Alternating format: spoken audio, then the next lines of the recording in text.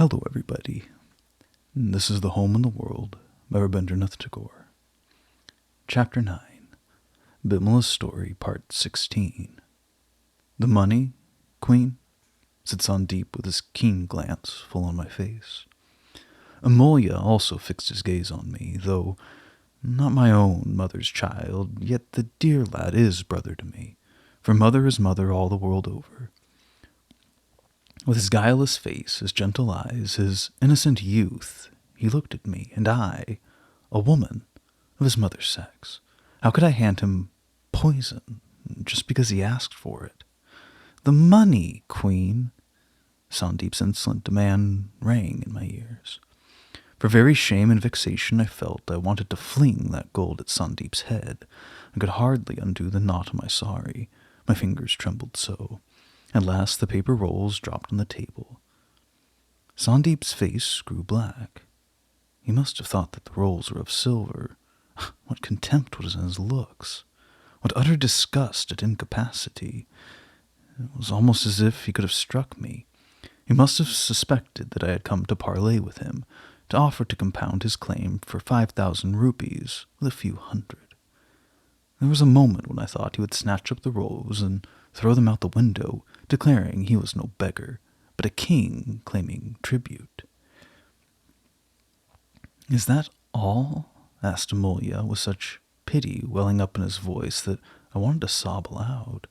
I kept my heart tightly pressed down and merely nodded my head. Sandeep was speechless.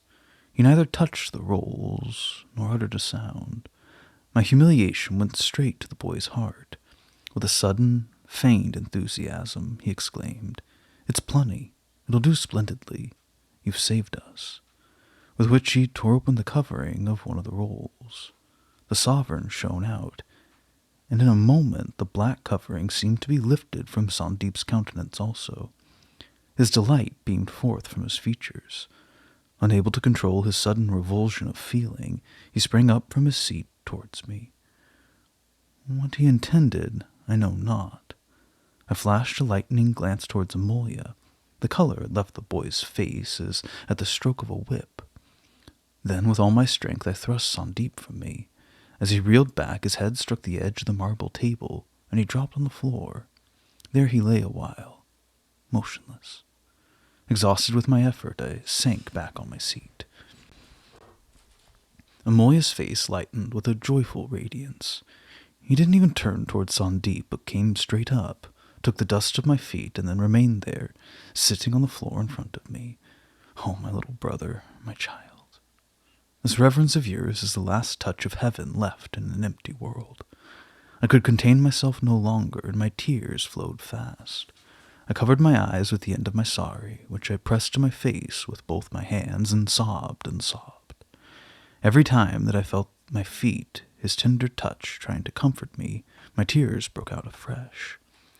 After a little, when I had recovered myself and taken my hands from his face, I saw Sandeep back at the table, gathering up the sovereigns in his handkerchief as if nothing had happened. Amulya rose to his feet. From his place near my feet, his eyes went shining. Sandeep coolly looked at my face as he remarked, "It's 6,000. "What do we want with so much, Sandeep Babu?" cried Amulya. 3,500's all we need for our work. "Our wants are not for this one place only," Sandeep replied. "We shall want all we can get." "That may be," said Amulya, "but in future I undertake to get you all you want. Out of this, Sandeep Babu, please return the extra 2,500 to the Maharani." Sandeep glanced inquiringly at me. "No, no," I exclaimed. "I'll never touch that money again. Do with it as you will." "Can man ever give as woman can?" said Sandeep, looking towards Amulya. "They're goddesses," agreed Amulya with enthusiasm. "We men can at best give our power," continued Sandeep, "but women give themselves. Out of their own life they give birth. Out of their own life they give sustenance. Such gifts are the only true gifts." Then turning to me, "Queen," said he, "if what you've given us had been only money, I wouldn't have touched it. But you've given that which is more to you than life itself. There must be two different persons inside men. One of these in me can understand that Sandeep is trying to delude me. The other is content to be deluded. Sandeep is power, but no strength of righteousness. The weapon of his, which rouses up life, smites it again to death. He has the unfailing quiver of the gods, but the shafts in them are of the demons.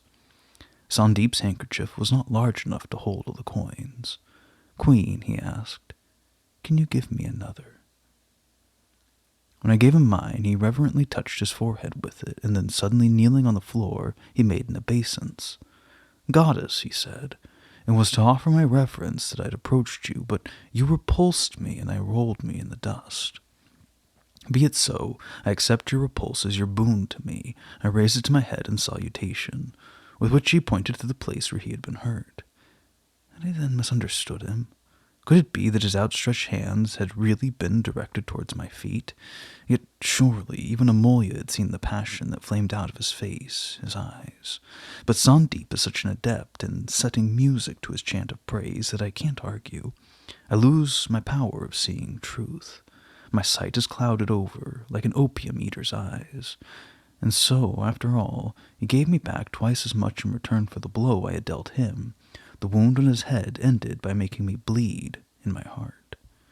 When I received Sandeep's obeisance, my theft seemed to gain a dignity, and the gold glittering on the table to smile away all fear of disgrace, all stings of conscience. Like me, Amolya also has won back. His devotion to Sandeep, which had suffered a momentary check, blazed up anew. The flower vase of his mind filled once more with offerings for the worship of Sandeep and me. His simple faith shone out of his eyes with the pure light of the morning star at dawn. After I offered worship and received worship, my sin became radiant. And as Amolya looked at my face, he raised his folded hands in salutation and cried, "Bande Mataram." I cannot expect to have this adoration surrounding me forever, and yet this has come to be the only means of keeping alive my self-respect. I can no longer enter my bedroom. The bedstead seems to thrust out a forbidding hand. The iron safe frowns at me.